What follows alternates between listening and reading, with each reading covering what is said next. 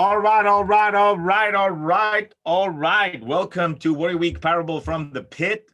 Another podcast here with one of our graduates of Warrior Week, Mark Beauchamp. Mark, welcome to the podcast, man. Hey, great to be here. You're looking slim. Oh, Slim Jack, Slimmy. All right, my brother. Warrior Week 55? 57. God damn it. All right. Okay, Warrior Week 57. All right, Mark, just what was your first experience with Warrior? What was your first interaction, my friend? I think I did the King's Kit, King's Kit 2 or something in May of 2018 or sometime in 2018. So that was the first time I'd seen it. I believe I saw a video from somewhere and got in the King's Kit. So that was the first experience. Beautiful. And then inside the experience, what was your biggest takeaway, man? For me, the biggest takeaway was just really getting my fire back, because that was kind of why I was interested in the message. It kind of resonated with me. I was just in a time of my life where I was kind of bored, no new challenges. And just going through that 30 days was a great experience for me. And the takeaway was just, I had thought I had grown in a lot of ways. I'd done a lot of inner work, but I realized there was more work to be done. Beautiful. Okay, so then you decide to come to Warrior Week 57. What brought you to Warrior Week, man? I went to WarriorCon 3, I think, in San Diego. So I attended the conference, and that's where I decided that I wanted to go a little bit deeper. And just felt like the message had continued to resonate with me. And like I said, I was just in that spot where I really needed another challenge. The world wasn't falling apart or burning down around me. I was, if you looked at me from the outside, you'd see a really successful guy. But on the inside, there wasn't a fire anymore. And I really, that's what I really liked about Garrett's message and your message, was just that fire, getting real, telling real, raw, relevant results, just getting real about everything and igniting that fire again. And that's really what started with the King's Kit and all the way through. Great. And how old were you when you started feeling this lack of fire? It happened right at, so if you look at the normal warrior universe, I think most guys are probably, I don't know, mid 30s, 40s. That's kind of when we start to feel this stuff, that there's more to life than what we're living. But I was 55, and I was running a pretty large payment processing company at the time. And my wife told me, we were sitting there one night at dinner. She's like, well, we got it made. All you have to do is just finish out what we're doing. You're making a lot of money. We'll retire. We'll travel, blah, blah, blah. And I just realized that at 55, there just wasn't the challenge. And all my entire business life, I've been self-employed since 95 pretty much, was all about the challenge and the next hill and the excitement around it. And that hit me, at 55, was like, do I just want to live my life out and just be content with where I was? Or do I want to try something new and maybe take a risk? And I'm at heart a pretty big risk taker. So if at 55, it wasn't financially I was okay. It wasn't the best time to start a whole nother company and a whole nother venture, but it got me pumped up, stoked and excited, and I did it. So I left that job, quit. I was there for like 9 or 10 years.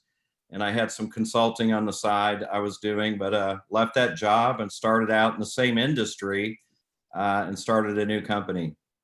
Beautiful. Okay.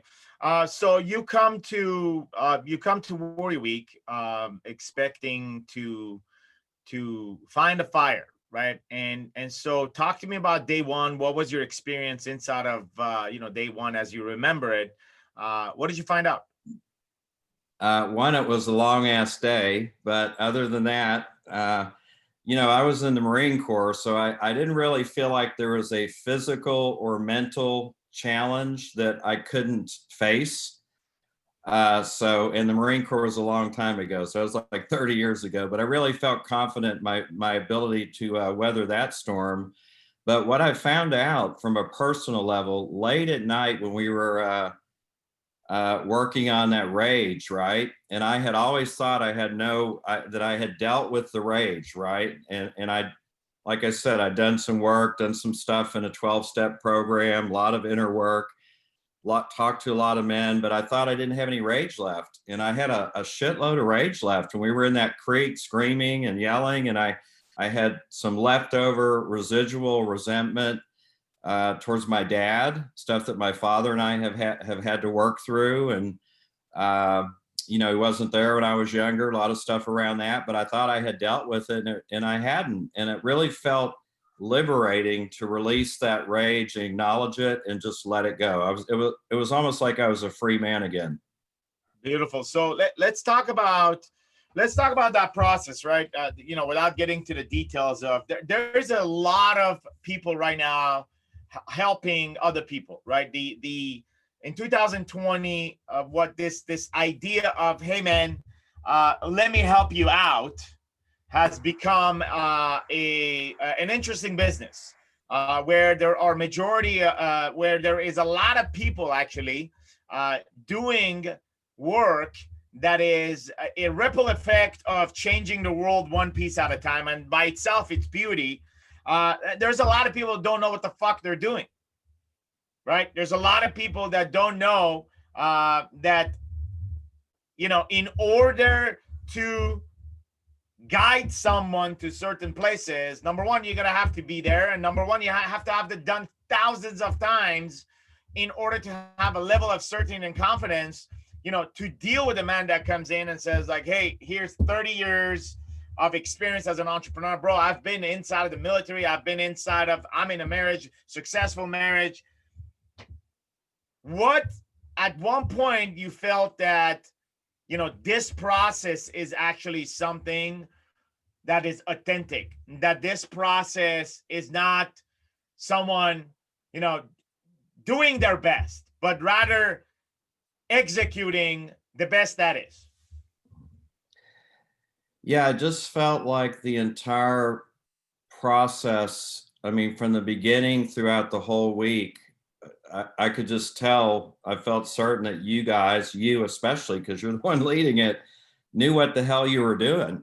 And that's the problem today. There's so many people out there that know about shit, but don't really know how to do it. They haven't lived it. They know about it, but they don't live it. And I came from a world in the recovery of alcohol was my problem. We don't share theory in there, right? We don't share anything we haven't experienced.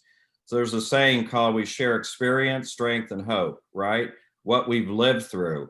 And I felt that same feeling at Warrior Week. This is stuff that that the men leading it had lived through it, right? Because when you break us down, we're all fairly common on the inside, at least the guys that I've worked with over the years. There aren't many new unique problems out there. There's different symptoms of the problems, but we're the same a lot inside. Not exactly, but pretty much the same. And I really felt that resonated with me because you guys had been there and lived it. And Garrett, he lived the stuff. The marriage, the whole story was the truth and rang true for me. So I felt like I was in good hands throughout the whole process.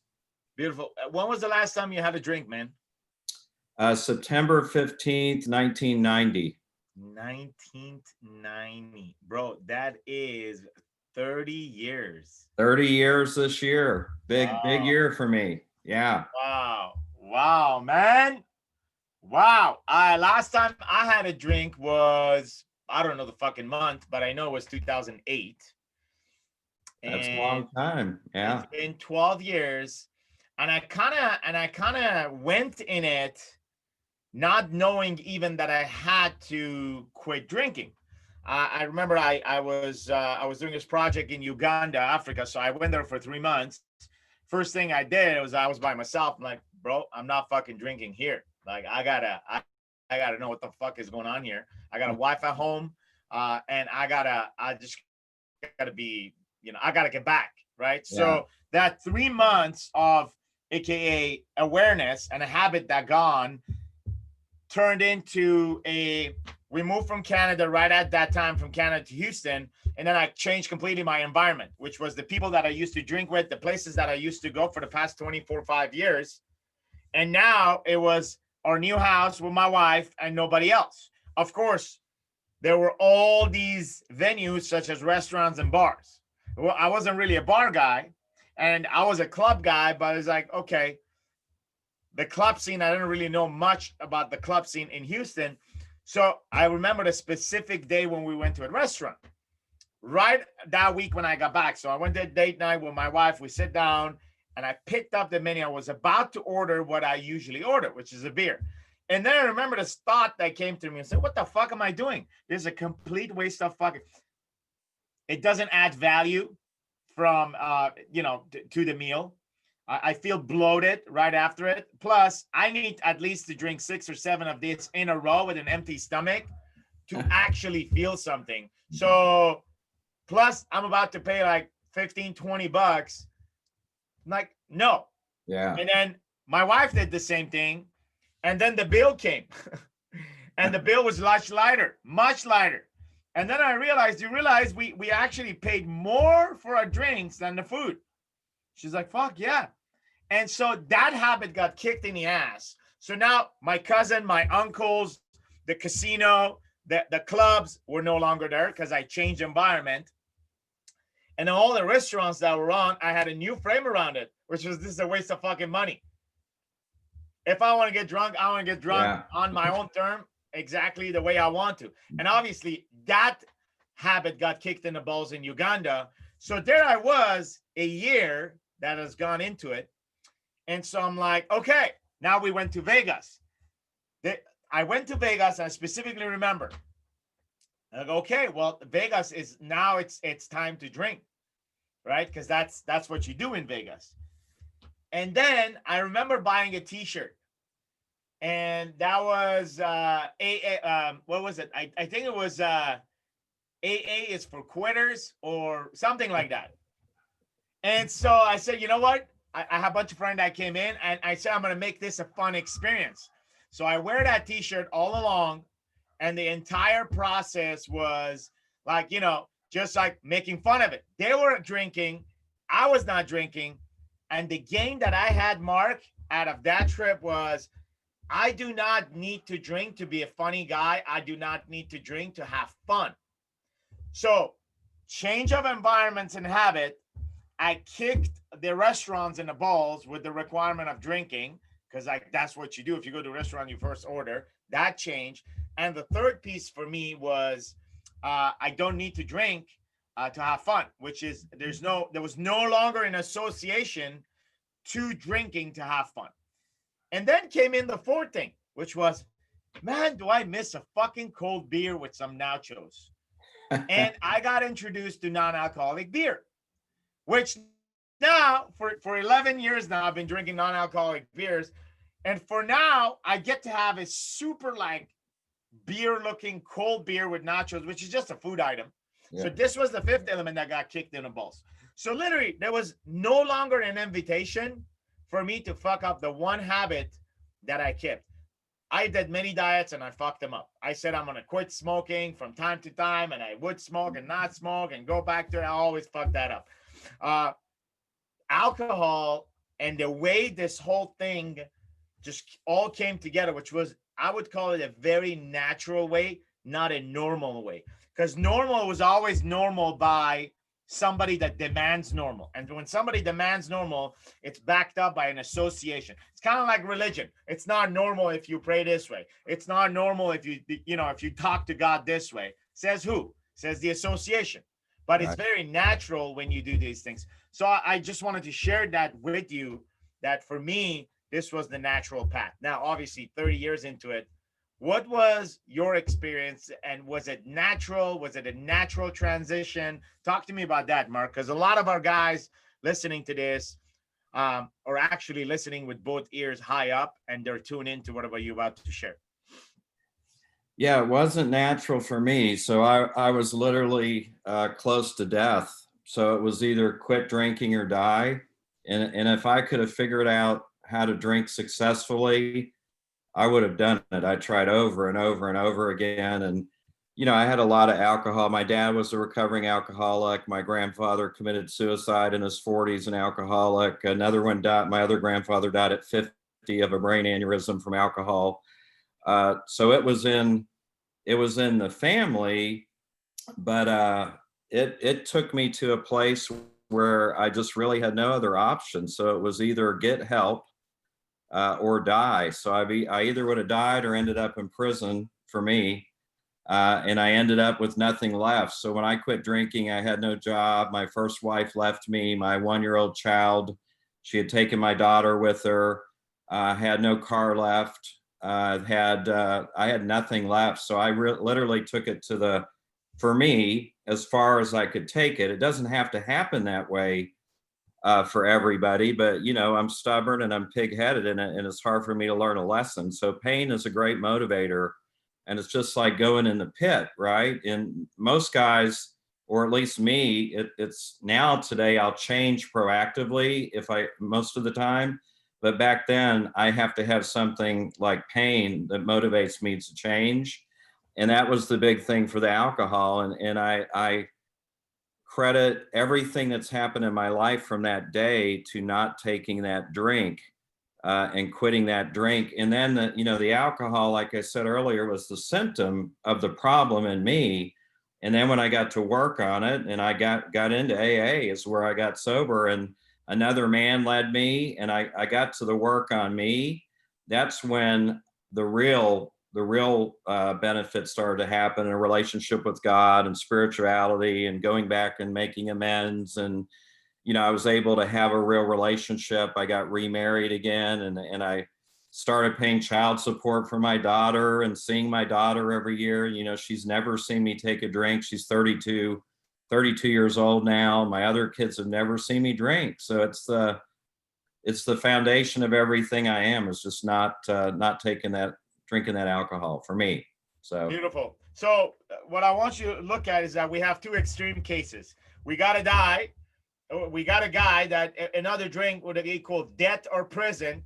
We had another guy that was kind of like put in an environment and a condition. A opportunity was given naturally to get rid of alcohol, right? And we both are here on this call right now. 30 years ago, this experience happened to you. 12 years ago, this happened to you. The universe has brought us here. And what has happened to both of us is the following, right?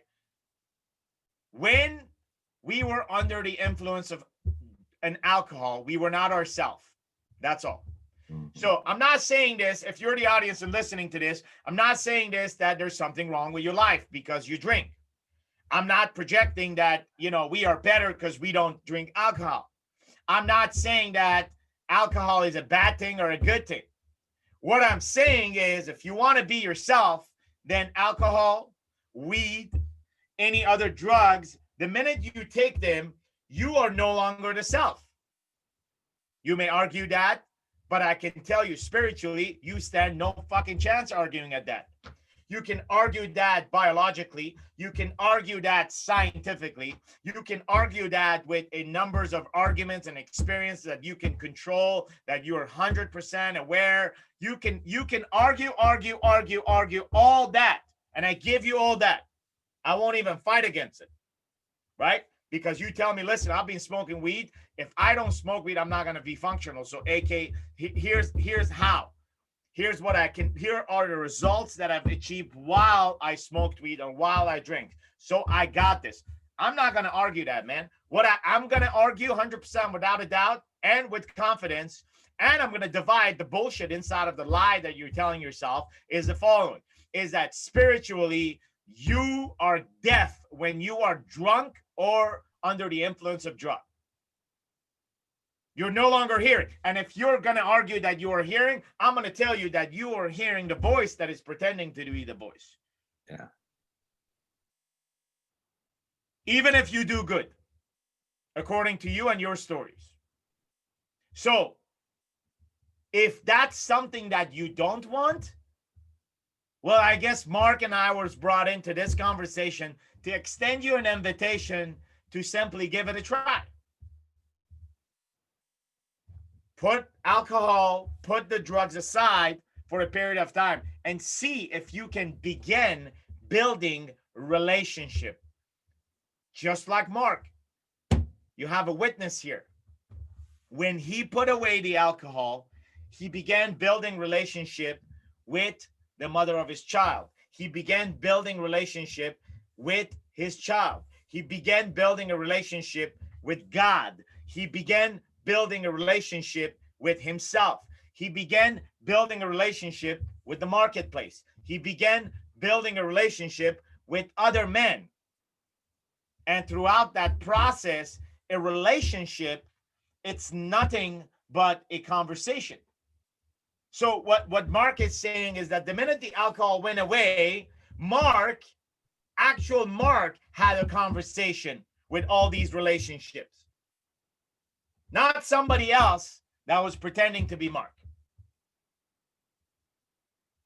Yeah, and that's what the alcohol did for me. You know, it just made me a different person, and it's a social lubricant. So for me, it made me the life of the party or whatever till I got to that certain point where it became an issue. And when I drank, things typically didn't end up that good at the end of the night or at the end of 2 or 3 days or whatever, you know. At 17, I ran off and lived in Mexico for 2.5 years and never told my parents I was going. We didn't even have cell phones back then. So I just left and decided I'm going to go live in Mexico, and was, doing the drinking and stuff, and came back. So, and I would never, there's a lot of guys that have no issue at all with alcohol, and that's great. That's great for you. But for me, it was just something I had to work on. And then I had to figure out who was I without it. And that was hard. It wasn't easy. And a lot of the guys that I work with, I just tell them, try to quit for 30 days. Just give it 30 days, see if you can do it. And if there's a problem with 30 days, then there probably is doesn't mean you're an alcoholic. It just means that maybe there is a pattern, or maybe there's something that there's an issue here that you might want to take a look at. So not everybody means they're an alcoholic. They might just have might be a heavy drinker, drink a little bit too much, And that's precisely the problem, is that the minute you try to quit alcohol, the minute you're actually saying, hey, I'm not drinking for 30 days, the assumption of 99% is that you have a problem with it. And that by itself is an invitation for you to drink back again. Yep. It's crazy. And I would argue that is created by the agencies that are promoting the usage of alcohol. Of course, if you're an alcohol company, you're going to do anything in your power and influence to promote the usage of the product that you're selling. If you're the government that is actually taxing alcohol, aka you're making a lot of money on sales of alcohol, well, of course you would promote selling alcohol. That by itself is a contradictory fucking action item. In Canada, I grew up in there, you can buy alcohol, hard alcohol, from any store. It is government official controlled stores. Why? Because they want to tax as much as they can. Yep. That's their racket.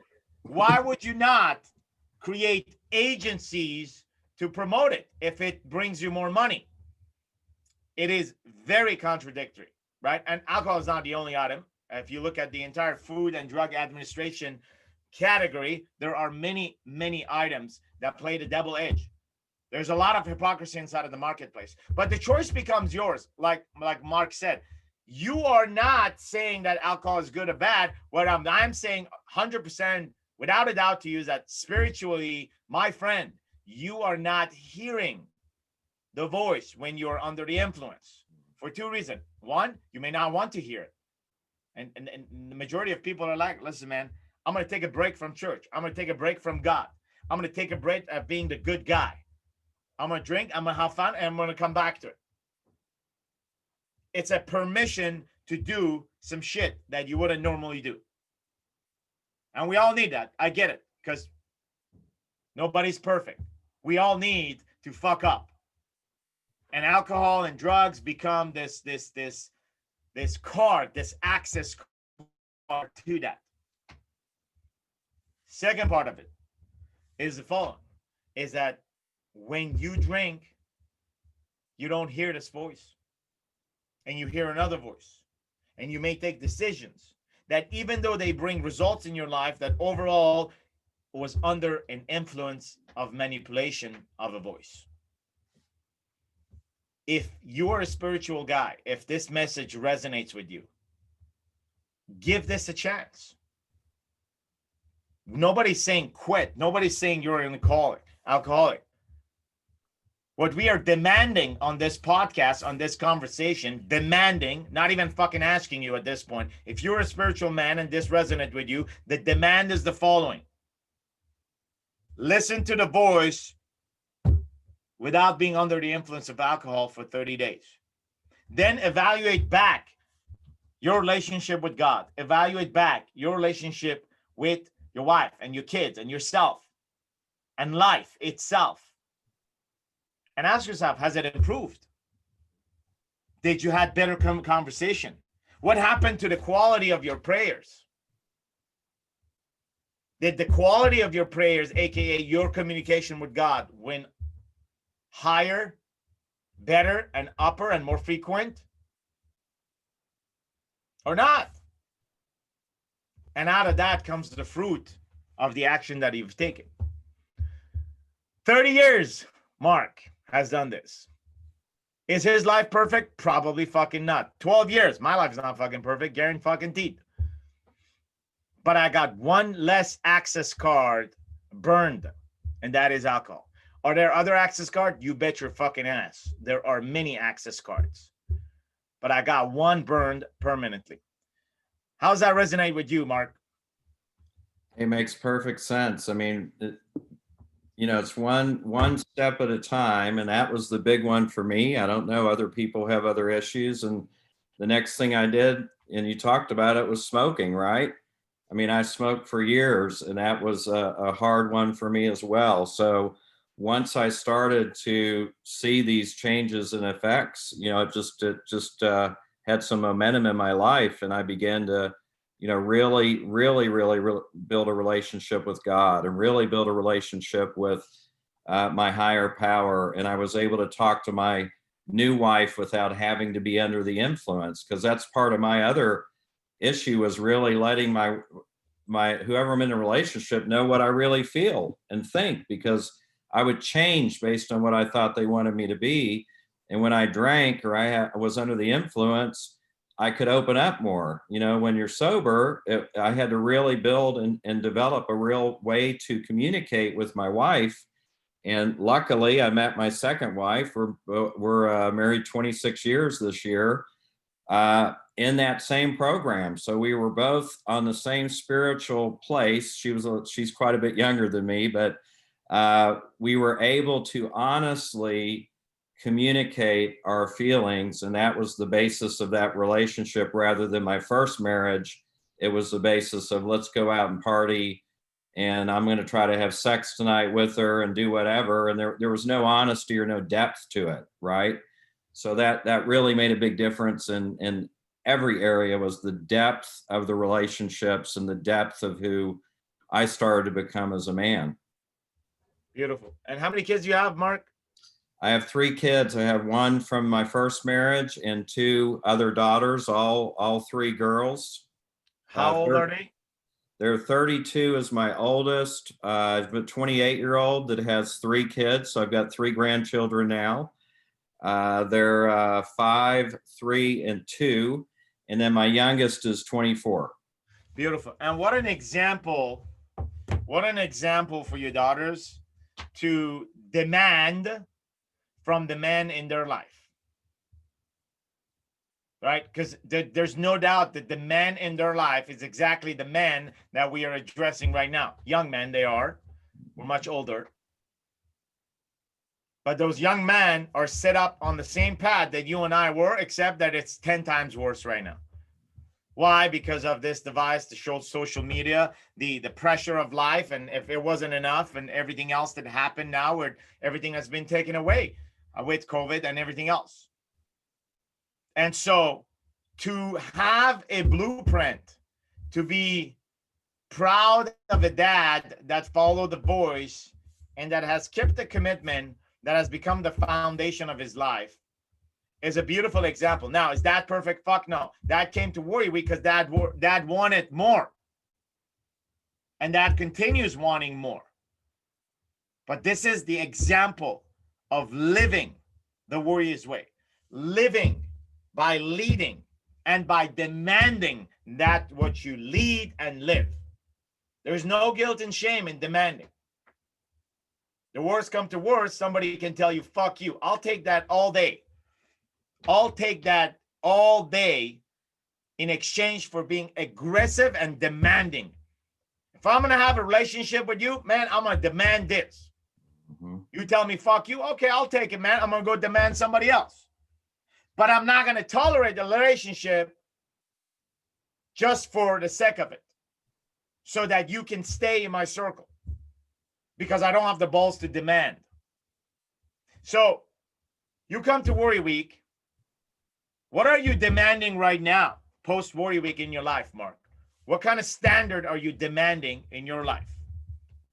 Well, the standard today is just the commitment to be accountable for myself, and the commitment to continue and grow and expand. And, you know, what you said about going back to the kids and anyone that's got children, you know, it's very easy with the kids to tell them how they should live and what they should do and what they shouldn't do. But if you're a hypocrite and you're not living the way that you tell them to live, you know, they pick up on that stuff really quick. And my daughters would call me out. You know, if I'm saying, hey, you have to live in integrity, girls, and you need to do this, and they see me out of integrity, they'll point it out to you awful quick. So I think the way with the children, the best thing was just to live as best I can and be an example. And that's really how these kids, at least my children, have learned to be the girls that they are. And I've, you know, demanding out of a relationship. I mean, talk about powerful. When I see my youngest daughter, who's been in a couple relationships and got out of one because she felt like he wasn't the man that she deserved to have, and he wasn't living up to being the man that she wanted in her life. I thought that was, you know, she left him and now she's in another relationship and very happy. But you know, you're right. When they see the way that we live, not that we're perfect, but we can kind of give them a model of, hey, this is what you need to demand in your life, girls, especially women, because there's so much pressure from society about how they're supposed to look and how they're supposed to be. And for us as well. But for girls, it's just like, especially from a physical standpoint, you know, and having a dealing with this with three girls, you know, it's important to have them see that in ourselves, and their mother too, who is a major influence on them, so they can have that confidence to step up and be who they are. And it's just critical. So today I demand honesty and integrity as best I can. I have a high level of being accountable. And now I've got these three grandchildren in my life, and it just changed the game for me, because now my daughters have been out. My wife and I are able to focus on our relationship a lot, but I have these three little grandchildren that, you know, there's things that I wish I would have done as a father early on. You know, I worked a lot, building a business, and I, you know, for years I worked 6 days a week and put a lot of hours in. Still had pretty good relationship with the kids, but I wished I would have been there a little bit more. So I have a chance and opportunity to do that with my grandchildren today. And I just want to leave that legacy, really building the legacy of a great example as best I can of how they should be living too. Beautiful. And talk about legacy. Legacy, people get confused with this word legacy because it's thrown around really easily everywhere. Simplify legacy. Legacy is the following. Legacy is the being in the chain of command of demands. You remain in chain of command of demands. You demand and demand and demand and demand. It begins by the leader demanding. Based on integrity, I demand the following. And then it gets translated into your daughters and now to your grandchildren. And that's a beautiful example of legacy. which is a chain reaction on demand. But if you don't demand, then you live your children up to whatever standard they can tolerate. And if they tolerate your ass when you never demanded anything, well, they can tolerate anything else in their lives. Absolutely. So people don't really like to fucking hear the truth. I don't have that many friends because I decided to tell the truth. But I'm going to fucking tell it anyway, every single day. Like I said, I'll take a fuck you every single day, but I leave the truth out there because one day I will die, you will die, and so will everybody else. But there's one thing that will remain. The truth will remain. And it's not about me saying it. It's not about you saying it. It's about the truth being laid out there. And as fathers, we are responsible to demand. If not, well, are you really a father? What are you demanding from your children? If you don't demand communication, then you have no fucking right to have a relationship with your fucking children. You must demand communication. I mean, it's very obvious. God demands prayer. God doesn't say, bro, please pray. He demands prayer because he wants a relationship with you and I. And he leans over and is attentively giving his ears for a few words that could even be whispered out of our fucking mind. This is God, man, not some fucking guy in the street. If he leans and if he gives you and I his ear just for a whisper, then who the fuck are we not to communicate, aka pray? Same goes with the children.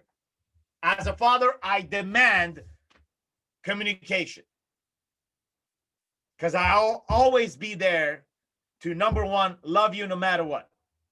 No matter what you fuck up, I'll love you. No matter what, I'll love you. No matter what you do. No matter what you do. Guaranteed that's what your dad taught too. Except he didn't know how to fucking express it. When you fucking disappeared 2.5 years in fucking Mexico doing whatever fuck, deep down and inside, I was like, no matter what, I love you. But he couldn't communicate it. We were not living in an age of technology. We were not living in an age of information. We were not living in an age of communication. And there was no other examples. So it never came out. Maybe. And if you're somebody that hears this and you're holding some grudge against your dad because he didn't say it to you, ask yourself a question. What condition was he in so that he could say it? Motherfucker, you're not saying it today. How would you expect him to say it 40 years ago? Yeah. But it's simple. Communicate and build a relationship. And I can tell you, when you drink alcohol, when you're under influence of some shit, the quality of your communication is affected. The quantity of your communication is affected. And above all, is it even you communicating? So, final thoughts, Mark, as this has been a powerful conversation from your experience and who you are as a man inside of this game. Final thoughts for a man that is listening to our message today, specifically a man that has been sedating with alcohol, specifically a man that may have a fucking problem with alcohol. Yes, you heard me right. You may be a motherfucker that has a fucking problem and you knew that. So let's not sugarcoat this. You have a fucking problem. Or you may be the guy that was kind of like me, that was drinking without knowing that you're going to have a problem one day. And then God comes in and finds a natural way for you not to drink and listen to him more. So if there's a guy like that out there, Mark, what would you tell him, my brother? Well, I would just say, just like my life, it didn't happen overnight. I got in the first problems with alcohol as a teenager, and it took me 10, 11 years after that to really get to a point where I wanted to ask for some help or do something about it. So, and they told me you can just put yet on the end of it. So I was lucky. I quit at a very young age, but if I would have kept drinking, X would have not have happened yet. And this wouldn't happen yet. You hadn't gone to prison yet. You haven't hurt somebody else yet. And I've sat in there and I've seen guys coming in at 50, 60 years old that have a whole lifetime of baggage to deal with. So, if you're sitting there thinking or might think you have an issue with it, and we didn't set this conversation up to talk about alcohol, it just kind of happened, but you need to sit down. And the first thing I did was ask God for help, and you have to surrender. And I had just gotten to a point where I said, God, I can't do it anymore. I've tried everything I can do to figure it out. Help me. And the right people showed up in my life. And so the first step would be just try to quit for the 30 days or something. See if you can do it. And if you can't do it and you rationalize the reason why you have to drink again, or you come up with, oh, it's Friday night and it's our anniversary, I have to drink, or it's a birthday, or it's a business occasion. It wouldn't take much of an occasion for me to figure out I needed to take a drink. But, if you find yourself rationalizing it and you can't get through the 30 days, it might be an indication that there might be some type of issue, and take a look at it. And if it gets bad enough, you'll be forced to take a look at it. So I just say try it and see what happens. And I'm always available for any brother that wants to talk. I've talked to several about alcohol on a private basis. I'm always available to chat about it. Beautiful. Thanks for that message. And ultimately, people say, what is the Worry Week podcast? You guys just, talking about Worry Week. No, we don't talk about Worry Week at all. We talk about the effects of a character of a man prior and post Worry Week. And inside of that, there is always a message that gets wrapped up and delivered to you as a gift that either resonates with you and is an action item that you have to do, or that that this packaging is for someone in your life that needs to hear this. And we ask you to forward this message, this podcast, as you're hearing it, to either, if it's yourself, act upon it. If it's somebody that you want them to hear this, just forward the podcast to one person. Don't share this on Instagram, Facebook, like some generic share. It loses its power and value. Wrap it, deliver it with a purpose to a person if you feel inside of your heart that needs to hear this message. That's what Warrior Week is. Mark, thank you for being here. I would demand all the three men inside of your daughter's life to listen to this podcast so they understand what the standard of the man responsible for the chain of command of this family's legacy is. This is not you being an asshole. This is not, well, maybe they found me an asshole. It doesn't matter.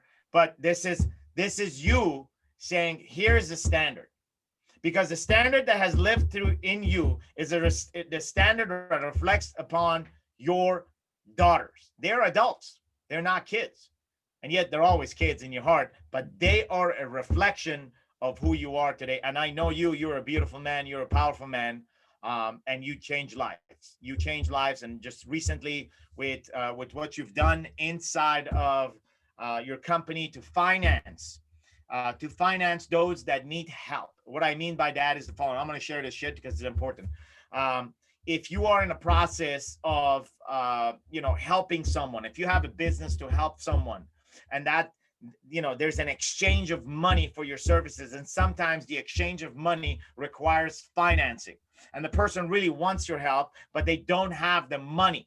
Mark has created a system, a very simple system to enable that financing specifically for coaches, consulting, trainers, healers, doctors, you name it. Everybody that's trying to serve someone. And today there are millions of people helping other people with Tony Robbins and Russell Brunson and Wake Up Warrior, enabling people to teach others. This has become a business, and there's a lot of people that want these services, and sometimes money is an issue. And just like anything else, just like buying a house, just like buying a car, you can have the quality of a car, you can have the quality of a house, you can have the quality of that product and a service today with the program that Mark has created. If you are a person that is helping, you can help more people now having this tool, which is literally matters of fucking minutes to get people on board, to help your business grow. to help the economy, to help transactions happen. If you are a businessman, your number one priority is to increase transactions, business quality transactions in your business, and also transaction in this country. This is America, motherfucker. It's based on transaction, not fucking social help. That social help that we do to the elderlies, to the people that are in need, come based off millions of transactions. So if you hear this and you hear it as well, increase your transaction. Increase the percentage of your transaction. Increase your revenue. Increase your profit. Increase the amount of people that you help. And your business is going to become profitable. Your services are profitable to those that are your customers. And Mark has created a system for the first time ever that enables that. Mark, where we can find you about this and more. You can just go to my website, coachfinancing.com, or email me at marc, M-A-R-C, @coachfinancing.com. And that's the way you can get a hold of me, and really want to help people that are making an impact on others' lives. So we happy to talk to you or have one of my team talk to you. Beautiful. Doctors, dentists, chiropractors, coaches, business consultant, business brokers, transportation brokers, any man that provides a service for a fee. You can provide the same service for same fee, paid same day, and your customers can go on some financing program easily without the houses of fucking bank and Tom and Dick and Harry that delays the transaction. Absolutely. Zero delay in transaction is the name of the game with Marc Beauchamp. And this is what we do here. I just came up with that shit, son. So zerodelaytransaction.com. You better get that website before somebody else gets it as they listen to this. Hey, man, I want to thank you for being on this call. Thank you. Powerful call. And I look forward to seeing you soon. Until then, take care of yourself and your beautiful family.